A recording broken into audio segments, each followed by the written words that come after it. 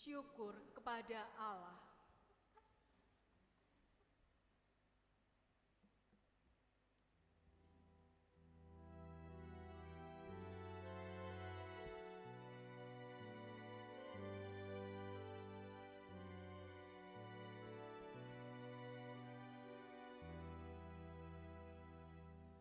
Piala syukur ini adalah persekutuan dengan darah Kristus. Piala syukur ini adalah persekutuan dengan darah Kristus. Bagaimana akan kubalas kepada Tuhan segala kebaikannya kepadaku? Aku akan mengangkat piala keselamatan dan akan menyerukan nama Tuhan. Piala syukur ini adalah persekutuan dengan darah Kristus.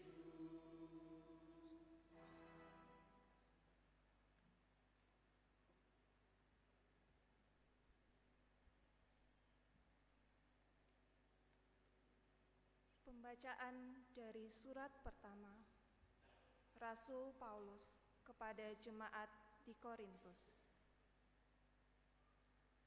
Saudara-saudara, apa yang telah kuteruskan kepadamu ini telah aku terima dari Tuhan, yaitu bahwa Tuhan Yesus pada malam Ia diserahkan, mengambil roti, dan setelah mengucap syukur atasnya, Ia memecah-mecahkan roti itu seraya berkata, "Inilah tubuhku yang diserahkan bagimu.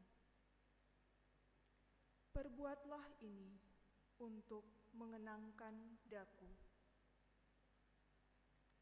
Demikian juga Ia mengambil cawan sesudah makan, lalu berkata, "Cawan ini adalah perjanjian baru yang dimeteraikan dalam darahku. Setiap kali kamu meminumnya, perbuatlah ini untuk mengenangkan daku. Sebab setiap kali kamu makan roti ini dan minum dari cawan ini, kamu mewartakan wafat Tuhan sampai Ia datang." Demikianlah sabda Tuhan.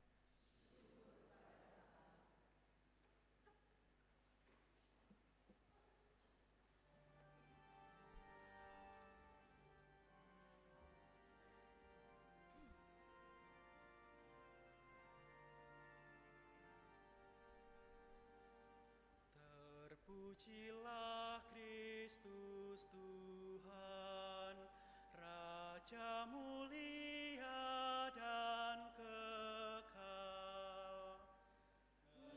Terpujilah Kristus Tuhan, Raja mulia dan kekal. Aku memberikan perintah baru kepadamu, yaitu supaya kamu saling mengasihi, seperti aku telah mengasihi kamu. Demikian juga kamu harus saling mengasihi.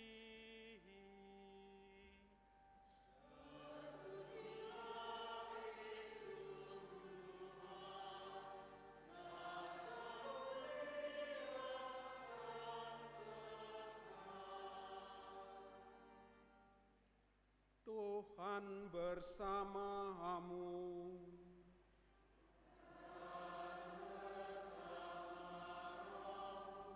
Inilah Injil suci Yesus Kristus menurut Yohanes.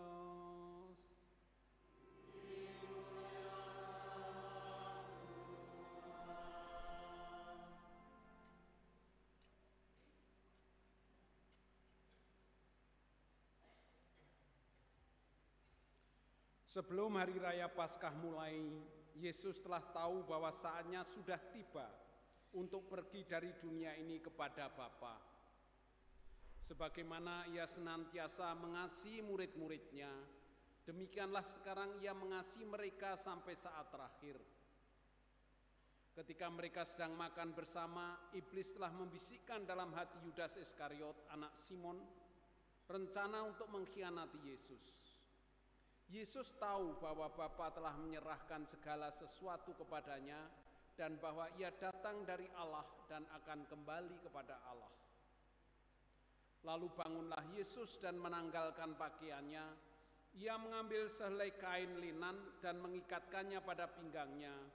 Kemudian ia menuangkan air ke dalam sebuah baskom dan mulai membasuh kaki murid-muridnya, lalu menyekanya dengan kain yang terikat pada pinggangnya itu. Lalu sampailah ia kepada Simon Petrus. Kata Petrus kepadanya, "Tuhan, engkau hendak membasuh kakiku?" Jawab Yesus kepadanya, "Apa yang aku lakukan engkau tidak mengerti sekarang, tetapi engkau akan memahaminya kelak." Kata Petrus kepadanya, "Selama-lamanya engkau tidak akan membasuh kakiku." Jawab Yesus, "Jika aku tidak membasuh engkau, engkau tidak mendapat bagian dalam aku." Kata Simon Petrus kepadanya, "Tuhan, jangan hanya kakiku saja, tetapi juga tangan dan kepalaku." Kata Yesus kepadanya, "Siapa saja yang telah mandi, ia tidak usah membasuh diri lagi selain membasuh kakinya, karena ia sudah bersih seluruhnya. Kamu pun sudah bersih, hanya tidak semua." Yesus tahu siapa yang akan menyerahkan dia, karena itu ia berkata, "Tidak semua kamu bersih." Sesudah membasuh kaki mereka, Yesus mengenakan pakaiannya dan kembali ke tempatnya, lalu berkata kepada mereka, "Mengertikah kamu apa yang telah aku lakukan kepadamu? Kamu menyebut aku guru dan Tuhan, dan katamu itu tepat, sebab memang akulah guru dan Tuhan. Jadi jikalau aku Tuhan dan gurumu membasuh kakimu, maka kamu pun wajib saling membasuh kaki. Sebab aku telah memberikan suatu teladan kepadamu, supaya kamu juga melakukan seperti yang telah aku lakukan kepadamu." Demikianlah sabda Tuhan. Terpujilah Kristus.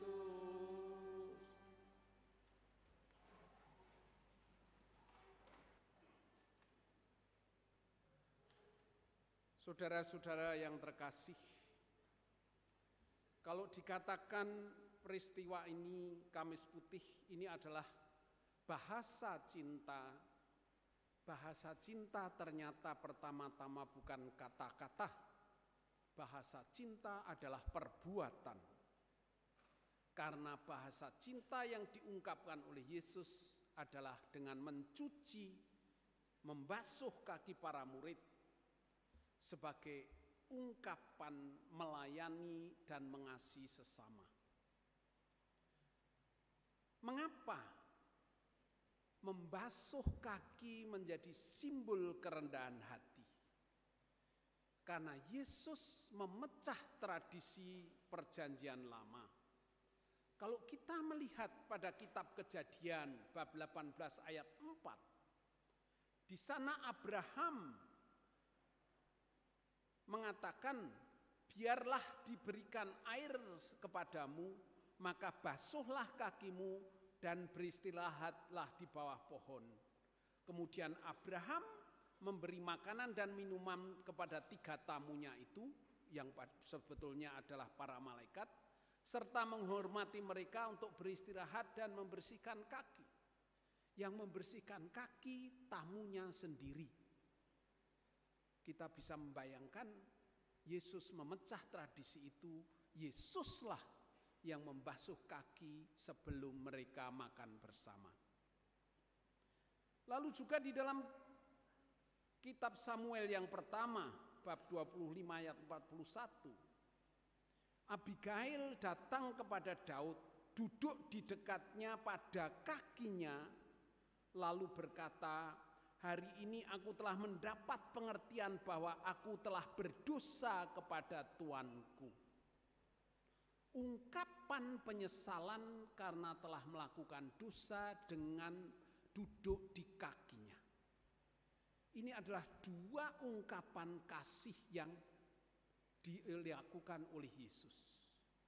Maka dengan demikian sebetulnya seharusnya yang melakukan adalah yang berdosa, yang melakukan penyesalan dan penghormatan, tetapi ini Yesus sendiri yang melakukannya. Maka kalau Yesus membasuh kaki para rasul, ini sungguh-sungguh ungkapan kerendahan hati yang paling dalam, ungkapan cinta. Dan kisah ini tidak hanya menjadi catatan sejarah, tetapi juga menjadi sumber inspirasi dan ajaran yang berharga bagi para pengikut Kristus. Terlebih lagi, tindakan Yesus memaafkan Yudas Iskariot yang akan mengkhianatinya menunjukkan betapa pentingnya kasih, cinta tanpa syarat dan pengampunan, lebih-lebih di tengah zaman kita sekarang ini yang penuh konflik dan kepentingan dan ketegangan. Betapa pentingnya tindak pelayanan Yesus sebagai simbol pelayanan kerendahan hati. Simbol itu perlu, tetapi kalau ada inflasi simbol, simbol tidak bermakna lagi. Sedangkan yang dilakukan Yesus, simbol ini sungguh-sungguh cermin perilaku tindakan Yesus. Simbol ini bermakna karena merepresentasikan kenyataan realitas hidup. Maka saudara-saudara, kadang-kadang janganlah kita terseret pada inflasi simbol, tetapi juga jangan pelit terhadap simbol atau kata-kata manis. Itu ada seminar yang diadakan oleh ibu-ibu. Temanya membangun rumah tangga yang harmonis. Yang pesertanya semua ibu-ibu.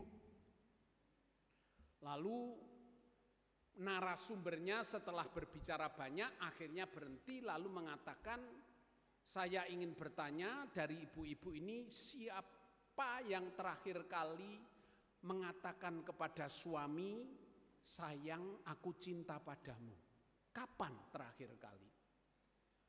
Banyak yang lupa. Hanya ada 2 atau 3 mengatakan tahun kemarin waktu suami saya ulang tahun. Wah, kalau begitu begini saja, semua mengeluarkan HP. Sekarang semua mengirim pesan ke suami, bilang, "Sayang, aku cinta padamu." Nah, semua langsung mengeluarkan HP, mengirim tulisan, "Sayang, aku cinta padamu." Ditunggu 3 menit. Setelah 3 menit, sekarang dibuka jawabannya, tapi tidak boleh dibaca sendiri. Supaya yang membaca teman sebelahnya. Apa jawaban suami? Menarik ya. Ada 5 yang menarik. Yang pertama, suaminya menjawab apa? Mama sehat kan ya? Ada suami yang jawab apa? "Mah, mobilnya nabrak ya?"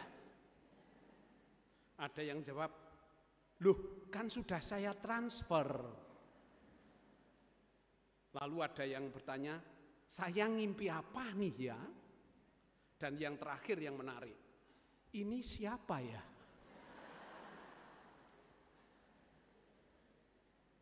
Saudara, kata-kata manis atau simbol menjadi tidak ada gunanya kalau tidak mencerminkan realitas sehari-hari.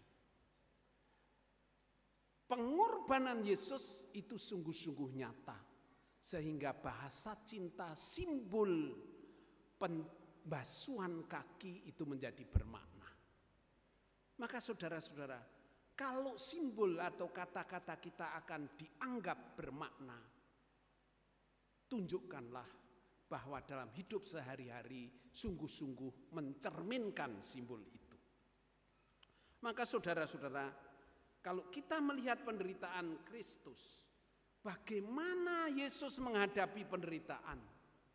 Yesus tidak protes, tetapi justru menunjukkan sikap rendah hati, melayani dan mengampuni.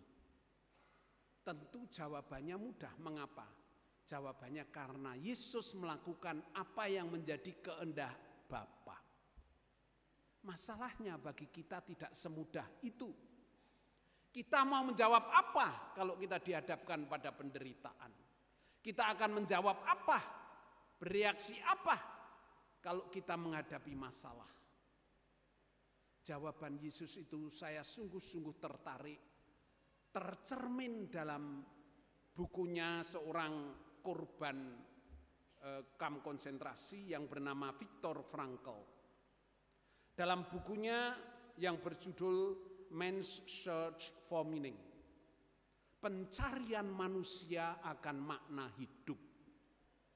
Di buku itu dia menseringkan pengalaman nyata hidupnya ketika dia dijebloskan ke kamp Auschwitz.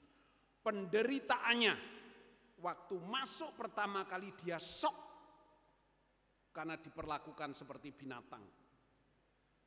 Lalu merasa martabat manusianya diinjak-injak dan yang ada hanyalah kepahitan dan luka. Dan akhirnya setelah biasa hidupnya menjadi apatis. Lalu dia hanya menemukan satu nilai perjuangan yang mendorong dia berani bisa survive. Yaitu apa? Mencari makna hidup di dalam penderitaan. Dan pencarian itu bentuknya apa? Yaitu mempunyai harapan dan peduli membantu sesama tahanan. Di dalam kekurangan, di dalam penderitaan, di dalam masalah, satu-satunya makna yang akan bisa didapat adalah membantu dan peduli kepada mereka yang menderita. Dan saya kira makna hidup inilah yang memberikan harapan.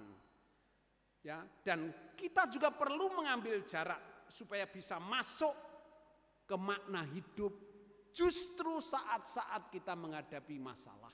Seperti yang dikatakan Ayub, setelah dia menderita, akhirnya dia mengatakan di akhir buku Ayub, Tuhan, selama ini tidak ada rencanamu yang gagal. Tetapi saya mendengar itu dari kata orang. Pada saat ini saya melihat dengan mata kepala saya sendiri bahwa engkau mencintai aku. Penderitaan menjadi alat pemurnian bagaimana dia menemukan makna. Dan kita juga diajak kapan kita bisa merasakan pemurnian cinta Tuhan itu. Itu ada seorang manajer HRD sebuah perusahaan mengumpulkan semua karyawannya, lalu dia memanggil salah satu karyawan ke depan, lalu ditanya apakah dia mempunyai bagaimana dia mencoba mencari makna hidup, dengan siapa dia ingin hidup untuk mencari makna itu. Dia disuruh menulis 10 nama yang dengan siapa dia ingin mencari makna hidup. Dia tulis 10 nama. Terus manajernya bilang, sekarang dari 10 nama, coret 5, tinggal 5. Dia menulis 5 itu siapa saja, istrinya, ibunya, anaknya, ayahnya, dan 1 saudaranya.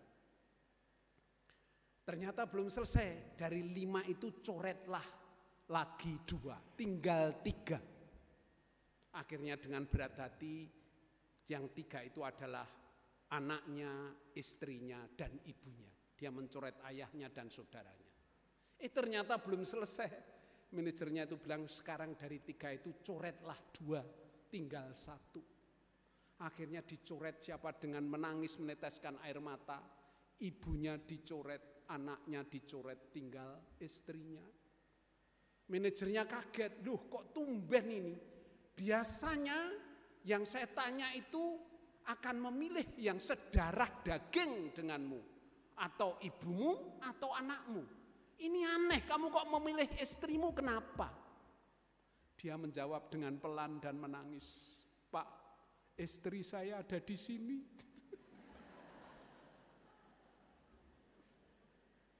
Saudara-saudara, kalau hidup kita itu hanya tergantung dilihat oleh orang, kita tidak akan menemukan ketulusan dan otentisitas hidup. Kita hanya tergantung dari penilaian orang. Sedangkan kasih yang sejati adalah ungkapan suatu ketulusan dan otentisitas itu. Maka kita juga, kalau sungguh-sungguh hidup kita penuh otentisitas, kita diajak juga seperti Yesus mau mengampuni. Dan ini tidak mudah. Banyak orang sulit mengampuni dan berkutat dengan luka hati seumur hidup. Ya, saya itu sering tidak setuju itu kalau para pembimbing rohani itu selalu ngutek-ngutek, olahlah hidupmu, olahlah masa lalumu dan luka-lukamu. Waktunya habis untuk mengolah luka-luka, enggak pernah punya rencana untuk hidup lebih baik gitu. Maka di sini kita akan mengatakan mengapa kita sering sulit mengampuni. Pertama, masalah identitas. Orang merasa memaafkan itu seperti mengecilkan diri sendiri. Jika identitas dikaitkan dengan perasaan sakit hati atau kemarahan atau luka, lalu memaafkan berarti mengecilkan diri sendiri. Yang kedua, mengampuni itu dirasa semakin membuka luka emosional, menjadi lebih parah karena seakan-akan mengizinkan pelaku lolos tanpa hukuman. Kita merasa orang yang menyakiti kita harus membayar, harus menderita lebih dulu kesalahannya sebelum dimaafkan. Padahal proses memaafkan adalah langkah penting untuk pemulihan emosional dan kesembuhan luka hati kita untuk memperbaiki kualitas hidup kita. Maka ada 4 langkah untuk bisa mengampuni. Yang pertama, mengakui bahwa telah terluka. Yang kedua, merenungkan bagaimana luka hati telah menyiksa hidup kita. Dan ketiga, menerima bahwa kita tidak bisa mengubah masa lalu. Karena itu, keempat, perlu memperbaiki hubungan, yaitu dengan mengampuni.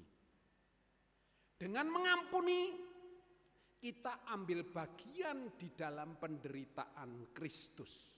Mengapa? Karena di dalam Kristus pelaku kejahatan dan korban disatukan. Mengapa disatukan?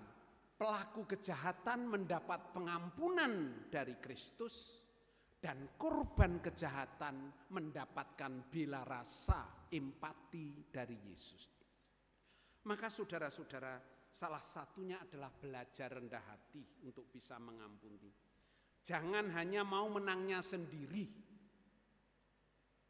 Itu ada frater pertama kali mengajar agama di SMP, tentu saja grogi, akan bercerita tentang kisah Sakeus keliru Lazarus. Jadi dia menceritakan waktu itu Yesus lewat dan melihat Lazarus di atas pohon. Anak SMP sudah kritis, frater, keliru, bukan Lazarus tapi Sakeus, karena tidak mau mengakui kesalahannya. Diam, belum selesai ceritanya. Yesus mengatakan, Lazarus, Lazarus turun, itu tempatnya Sakeus. Saudara-saudara, Kalau kita hanya mau menangnya sendiri, selalu membenarkan diri sendiri, tidak akan ada pengampunan. Tidak ada kesembuhan luka hati. Maka kita diajak bahwa memang sering sulit, maka pengampunan juga bukan hanya kekuatan diri kita. Pengampunan itu juga rahmat Tuhan.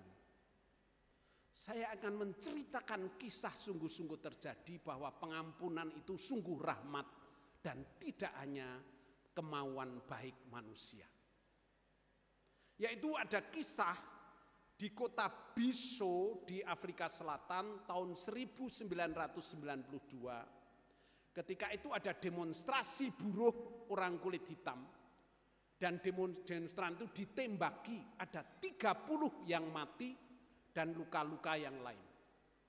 Akhirnya setelah Nelson Mandela menjadi presiden, Komisi Kebenaran dan Rekonsiliasi mengadakan supaya mereka boleh mengampuni tetapi disidang di pengadilan lebih dulu.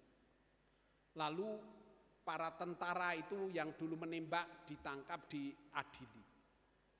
Dan keluarga korban datang dengan penuh kemarahan dan ingin membalas dendam. Lebih-lebih ketika seorang mayor jenderal memberikan pembelaan dirinya, mereka sangat marah. Tapi ketika seorang kolonel yang bernama, kolonel itu namanya saya agak lupa, saya tulis di sini.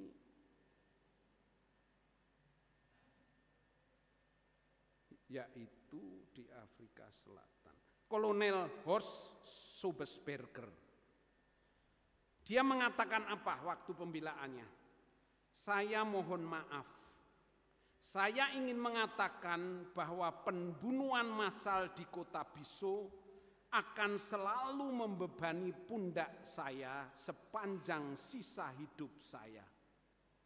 Namun saya ingin memohon khususnya kepada para korban dan keluarga korban untuk tidak melupakan.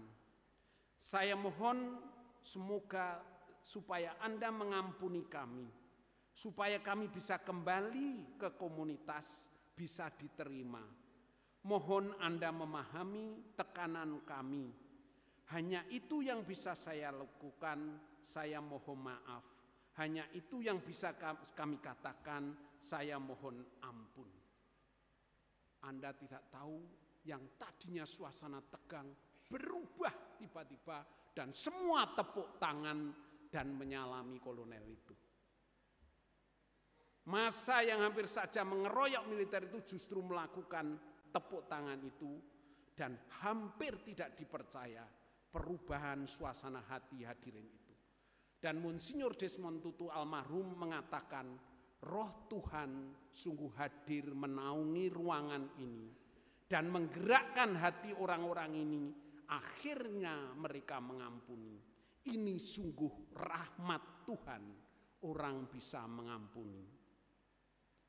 Inilah ajakan bagi kita dalam gereja, kita mempunyai tradisi yang menghidupkan semangat rekonsiliasi untuk bisa mengampuni.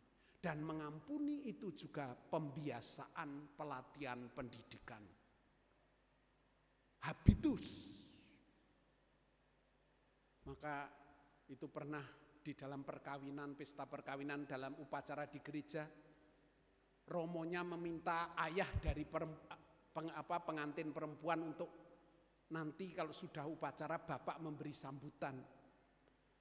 Bapak itu minta, romo saya itu tidak biasa ngomong di depan umum, saya mesti nggak bisa. Ya sudah kamu ngutip kitab suci saja. Saya juga jarang membaca romo. Itu loh diambil dari Matius 19 ayat 6. Apa romo? Apa yang telah dipersatukan Allah tidak boleh diceraikan manusia. Oh kalau itu bisa romo, kalau itu bisa. Sepanjang upacara itu bapak ini terobsesi menghafal itu saja. Apa yang telah dipersatukan Allah tidak boleh diceraikan manusia. Hanya begitu. Sampai akhirnya selesai upacara. Lalu Romo mengatakan, Bapak silahkan maju. Karena grogi dia pegang tangan mempelai laki-laki, suruh memegang pundak pengantin perempuan. Lalu yang keluar apa? yang sudah dibeli jangan dikembalikan. Saudara saya hanya mengatakan pengampunan adalah habitus. Habitus adalah hasil pendidikan, hasil pembiasaan, dan hasil dari pelatihan. Amin.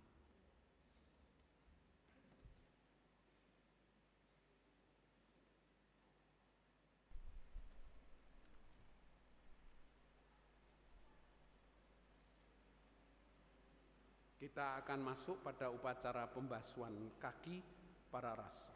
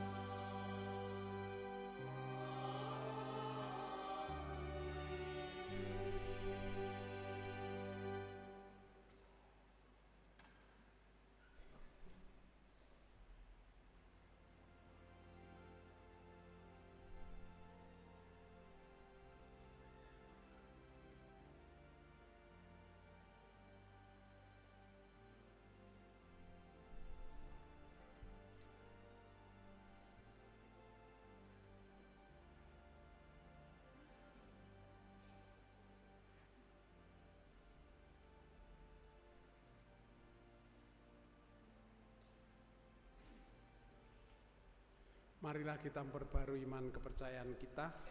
Aku percaya akan Allah, pencipta langit dan bumi, dan akan Yesus Kristus, putranya yang tunggal Tuhan kita, yang dikandung Roh Kudus, dilahirkan oleh perawan Maria, yang menderita sengsara dalam pemerintahan Pontius Pilatus, disalibkan, wafat dan dimakamkan, yang turun ke tempat mati, bangkit dari antara orang mati, yang naik surga, duduk di sebelah kanan Allah Bapa yang Maha Kuasa. Dari situ ia akan datang mengadili orang hidup dan mati. Aku percaya akan Roh Kudus, Gereja Katolik yang kudus, persekutuan para kudus, pengampunan dosa, kebangkitan badan, kehidupan kekal. Amin. Saudara-saudari, Yesus telah memberi teladan bagi kita untuk saling melayani dengan membasuh kaki para murid-Nya. Marilah kita berdoa kepada Bapa agar dapat hidup semakin selaras dengannya. Para pemimpin gereja diutus untuk menjadi teladan bagi umat Kristus dimanapun mereka berada. Ya Bapa, anugerahkanlah rahmat kebijaksanaan, kepemimpinan dan keteladanan kepada para gembala kami, supaya mereka mampu menjalani perutusan yang dipercayakan pada mereka. Para pemimpin bangsa hendaknya selalu sadar bahwa kebahagiaan mereka tidak diperoleh melalui tindakan ketidakjujuran, melainkan lewat ketulusan pelayanan kepada rakyat. Ya Bapa, berkatilah para pemimpin bangsa kami, agar tulus mengabdikan diri dan mencurahkan perhatian mereka bukan untuk orang-orang tertentu, tetapi bagi kepentingan seluruh masyarakat. Para korban perdagangan manusia sejatinya berhak memperoleh kebahagiaan melalui terpenuhinya hak-hak asasi mereka. Ya Bapa, lindungilah para korban perdagangan manusia, serta sadarkanlah sebanyak mungkin orang supaya mau membela hak-hak mereka sebagai anak-anak-Mu. Sebagai umat Kristiani, kita dipanggil menuju kekudusan melalui pemberian diri serta pelayanan kita kepada sesama yang menderita. Ya Bapa, berilah kami jiwa yang besar dan hati rela berkorban dalam perjuangan kami melayani Engkau dalam diri orang lain. Marilah kita sampaikan intensi kita masing-masing.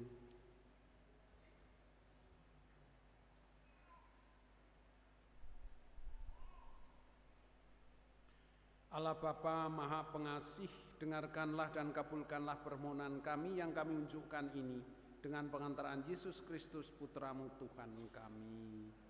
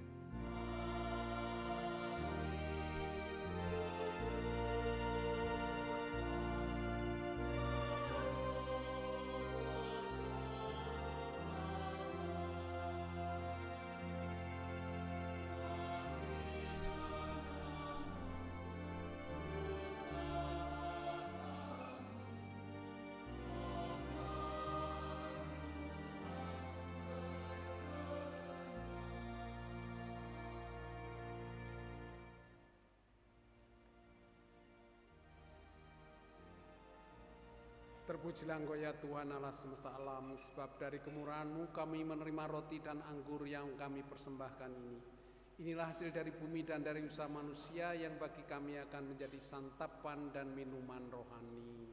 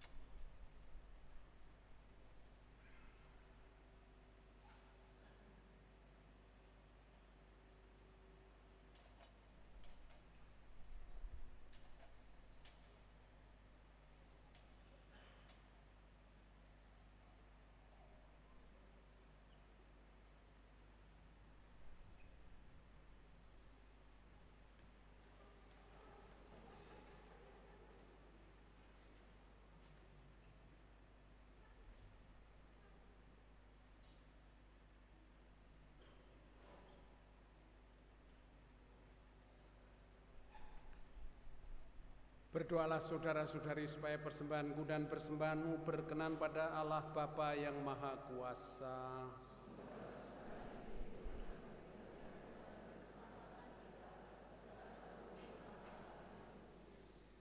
Ya Allah, terimalah persembahan yang kami unjukkan ini sebagai ungkapan cinta kasih kami kepadamu, dan persatukanlah dengan kurban Kristus Putramu. Semoga kami semakin dimampukan untuk hidup selaras denganmu dan mewujudkan karya keselamatanmu melalui pelayanan kami kepada sesama dengan tulus ikhlas, dengan pengantaran Yesus Kristus Putramu Tuhan kami. Tuhan bersamamu.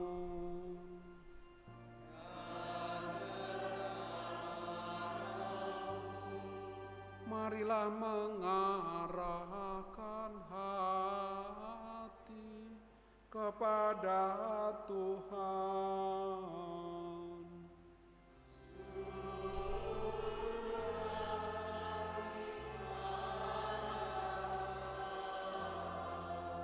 Marilah bersyukur kepada Tuhan Allah kita.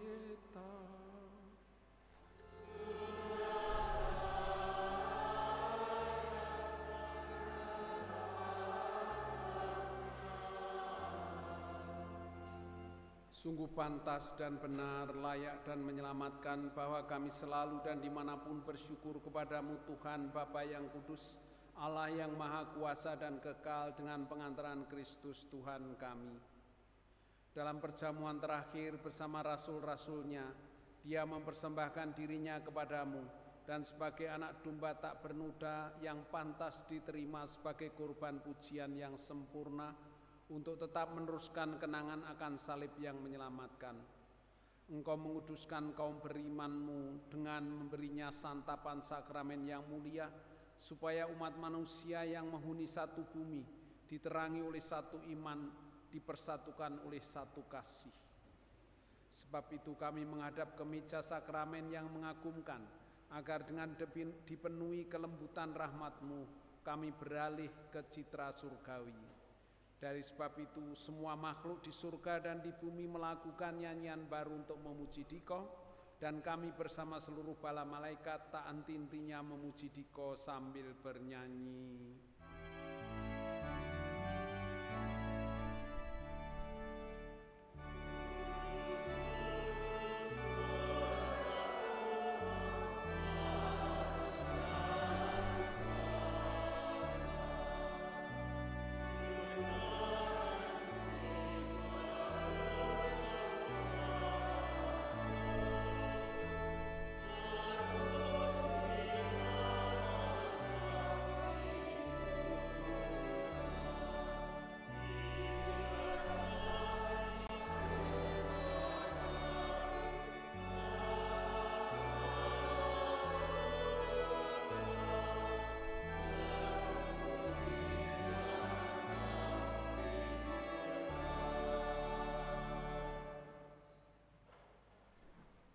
Sungguh kuduslah Engkau Tuhan, segala makhluk ciptaan-Mu patut memuji Engkau, sebab dengan pengantaran Putra-Mu Tuhan kami Yesus Kristus dan dengan daya kekuatan Roh Kudus, Engkau menghidupkan dan menguduskan segala sesuatu, dan Engkau tak henti-hentinya menghimpun umat bagi-Mu, sehingga dari terbitnya matahari sampai terbenamnya, kurban yang murni dipersembahkan bagi nama-Mu.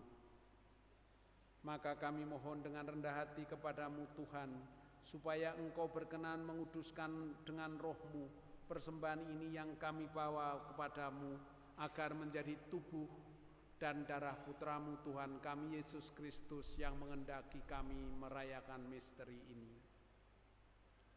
Sebab pada malam Ia dikhianati, Ia mengambil roti sambil mengucap syukur kepada-Mu.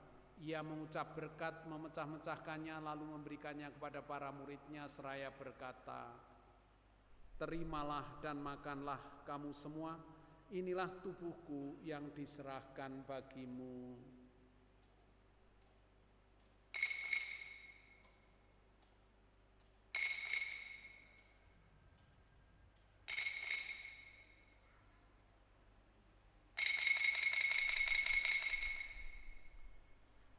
Demikian pula sesudah perjamuan, Yesus mengambil piala. Sambil mengucap syukur kepada-Mu, Dia memberkati dan memberikannya kepada para murid-Nya seraya berkata, "Terimalah dan minumlah kamu semua. Inilah piala darah-Ku, darah perjanjian baru dan kekal yang ditumpahkan bagimu dan bagi semua orang demi pengampunan dosa. Lakukanlah ini sebagai kenangan akan daku."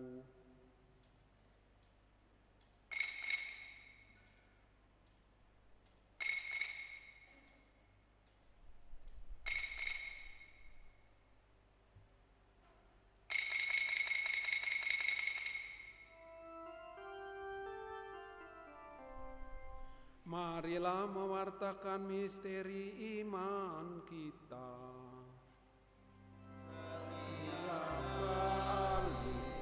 Kami makan roti ini.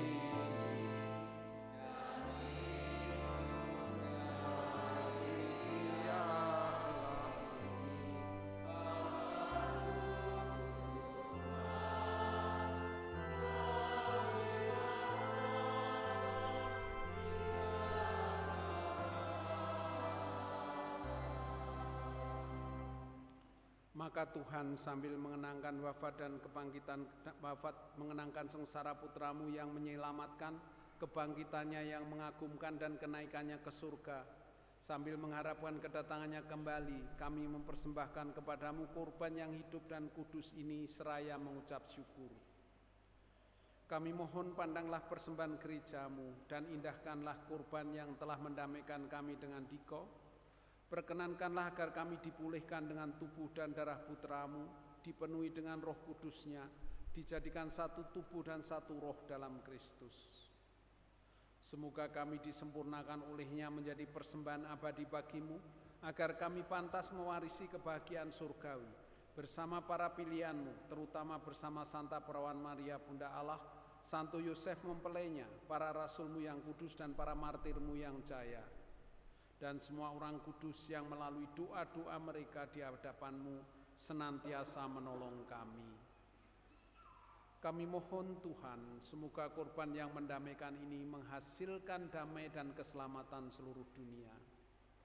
Semoga Engkau berkenan memperkuat gereja-Mu yang sedang berziarah di bumi ini dalam iman dan cinta kasih bersama hamba-Mu, Paus kami Fransiskus, Uskup kami Robertus, bersama semua uskup dan semua rohaniwan serta seluruh umat kesayangan-Mu. Dengarkanlah dengan rela doa-doa umat-Mu yang Engkau perkenankan berhimpun di sini. Bapa yang marahim, persatukanlah semua anak-Mu dimanapun mereka berada dengan belas kasih-Mu. Terimalah dengan rela ke dalam kerajaan-Mu saudara-saudari kami yang telah meninggal dan semua orang yang berkenan pada-Mu, yang telah beralih dari dunia ini. Kami berharap di sanalah mereka menikmati kepenuhan kemuliaan-Mu selamanya dengan pengantaran Kristus Tuhan kami.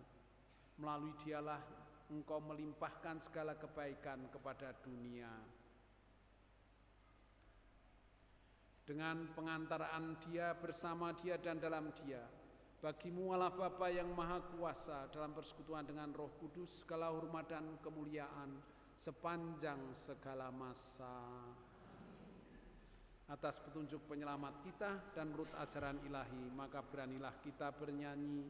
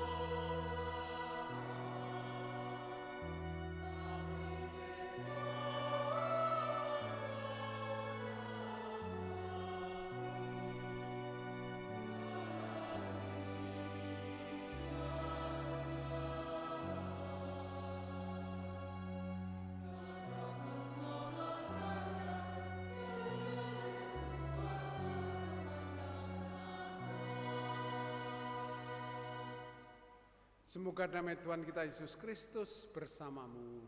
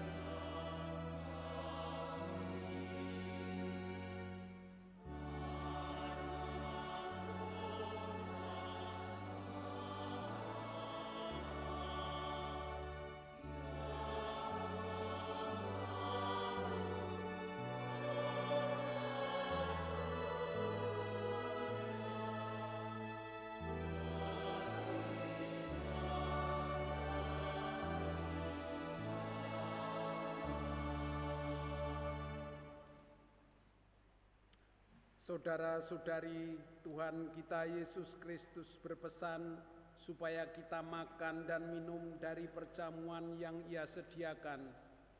Inilah tubuhnya, inilah darahnya, inilah anak domba Allah penyelamat kita.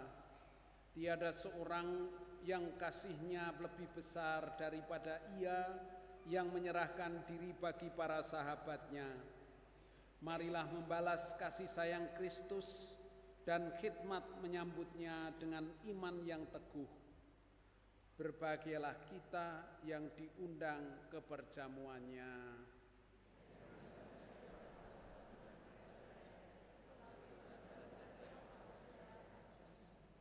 Semoga tubuh dan darah Kristus mengantar kita ke kehidupan abadi.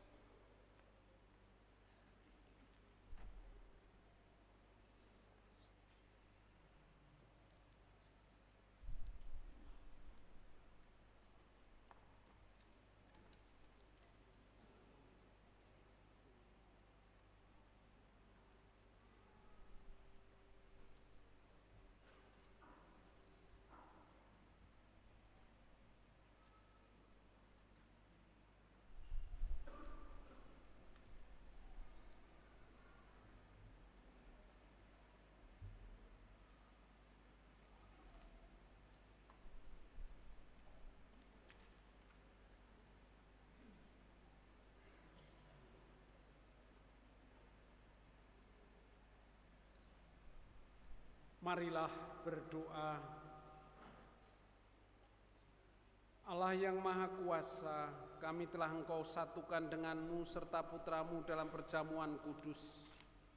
Semoga kehadiran-Mu dalam hati kami sungguh mengobarkan semangat pelayanan kami untuk menyatakan cinta kasih-Mu bagi banyak orang dengan pengantaran Yesus Kristus Putra-Mu Tuhan kami.